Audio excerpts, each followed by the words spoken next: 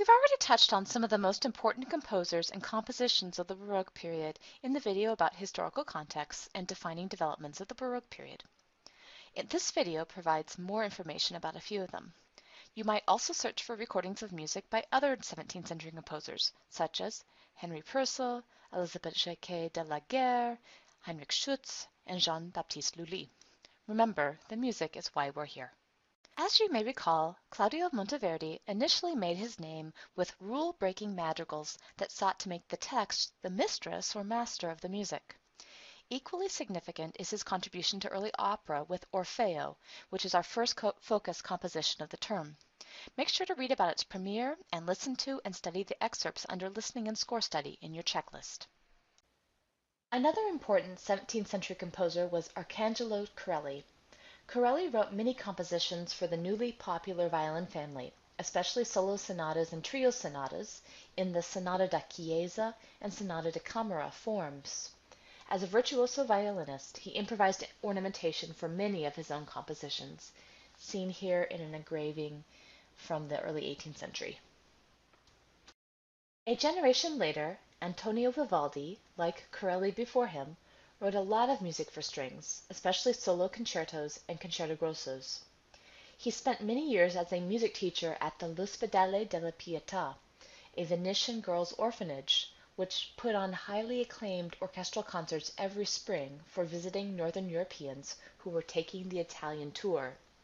His concertos were almost always in 3 movements, fast, slow, fast, with the opening movement using ritornello form. Recordings of Vivaldi's concertos, such as the Violin Concerto in A minor, Opus 3, No. 6, and the Four Seasons, are widely available. A contemporary of Vivaldi, Johann Sebastian Bach, perhaps the most famous composer of the Baroque period, was the greatest composer of several generations of musicians within his own family. This map from Christoph Wolff's prize-winning biography of Johann Sebastian Bach shows towns in which the composer lived and worked. Bach was born in Eisenach, in the shadow of the Wartburg fortress, the fortress that had hidden the German reformer Martin Luther from imprisonment by the Catholic Church some 150 years earlier. Bach's father was a town musician in this very Lutheran region. Johann Sebastian Bach received an excellent elementary school education, and he received further musical training after his parents died and he was sent to live with his older brother.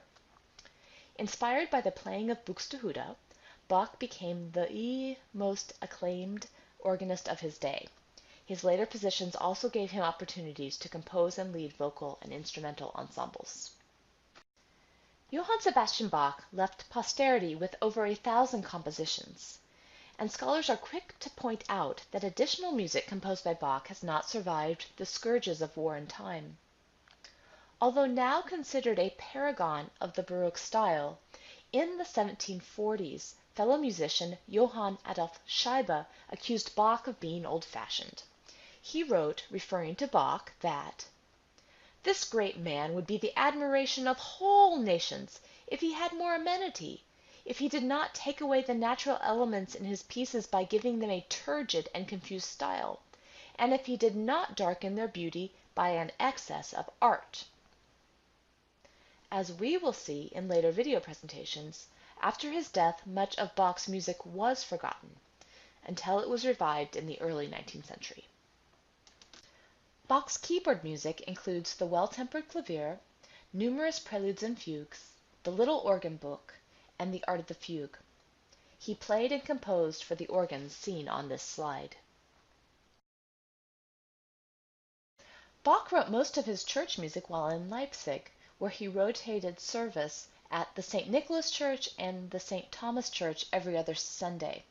For 3 to 4 years, he produced a 20-minute long church cantata for chorus soloists and orchestra for every Sunday service. For Good Friday services, he composed several lengthy passions based on the gospel texts. Over the last decade or so of his life, Bach compiled his magnificent B minor Mass, a work later sought out by Beethoven.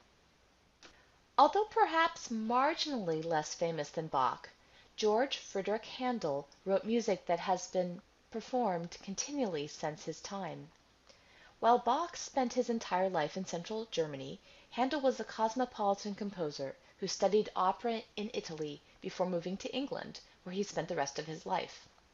Like Bach, Handel wrote copious amounts of music, often borrowing from himself, something that Bach did as well. Although he wrote in all genres of his day, Handel is best known for his operas and his oratorios. Italian opera was long the rage in London, and audiences came to the King's Theatre to hear works such as Handel's Giulio Cesare. Cleopatra's seduction scene from Giulio Cesare, Bladore pupille, is a particularly good example of Handel's bending of operatic forms, here the da capo aria, to meet dramatic demands. By the 18th century, operas consisted largely of recitative aria pairs. The dramatic situation was narrated and explained in the recitatives, and in the arias the characters sang of their emotions. The ABA form of the da capo aria gave singers the opportunity to wow their audiences with virtuosic ornamentation on the repeat of the A section. In Bladoro pupille, Handel inserts a moment of recitative before the da capo, integrating Caesar's response to Cleopatra's song with her song itself. The Brits loved the power and virtuosity of Italian castrati, who, although lacking certain features of male anatomy, in other regards tended to be rather large men. This is dramatized by the caricature on the left. Loved by the public, the castrati and the female divas demanded high-end salaries, and often a say in casting choices. Opera companies competed over singers and audiences and struggled to stay afloat. This, as well as the popular ballad opera, The Beggar's Opera, a scene from The Beggar's Opera is depicted to the right, led to the demise of Italian opera in London. A smart businessman, Handel turned to writing English oratorios, and the public responded enthusiastically. The choruses from his oratorios proved particularly attractive for audiences and amateur singers alike. Hallelujah from Messiah is exemplary in its alternation of homophony and simple polyphonic imitation. Handel kept the fugal sections interesting and within the capabilities of his singers. Handel's oratorios, such as Messiah, soon spread to the European continent, where they were well known by Haydn and Mozart, and in turn by Beethoven. It is to the music and lives of these three composers that we will now turn.